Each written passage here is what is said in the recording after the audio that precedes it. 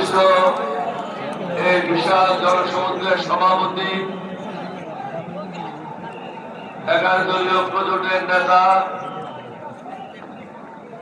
Doctor Shafiqur Rahman সাহেব, মঞ্চে ভূমিষ্ঠ 11 দলীয় প্রজোটের নেতৃবৃন্দ, সামনে উপবিষ্ট আমাদের ভাইয়েরা, বোনেরা, ছেলেরা, মেয়েরা, আসসালামু আলাইকুম ওয়া রাহমাতুল্লাহি ওয়া বারাকাতুহু। সময় খুব সংক্ষেপ, আবহাওয়ার কারণে আমিরে জামাতকে খুব দ্রুত এই জায়গা থেকে চলে যেতে হবে।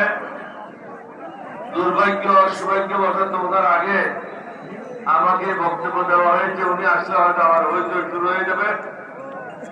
সংক্ষেপে কিছু কথা বলে যাই। আমি তো বিএনপিতে ছিলাম, দুজন সংগঠকের মধ্যে আমি একজন,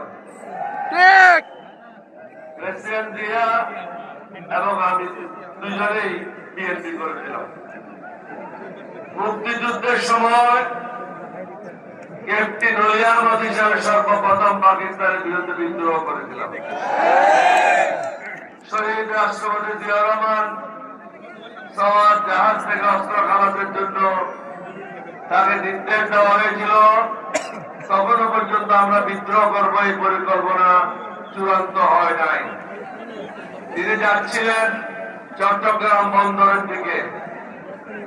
ইতিমধ্যে আমি যখন খবর পেলাম ঢাকাতে শুরু হয়ে গেছে গোলাগুলি, চট্টগ্রাম সেনানিবাসে গোলাগুলি শুরু হয়েছে, অষ্টম বেঙ্গল সেনাদেরকে নিয়ে আমি বিদ্রোহ করি এবং প্রেসিডেন্ট জিয়াকে দেওয়ার নামক স্থান থেকে ফিরে নিয়ে আসি।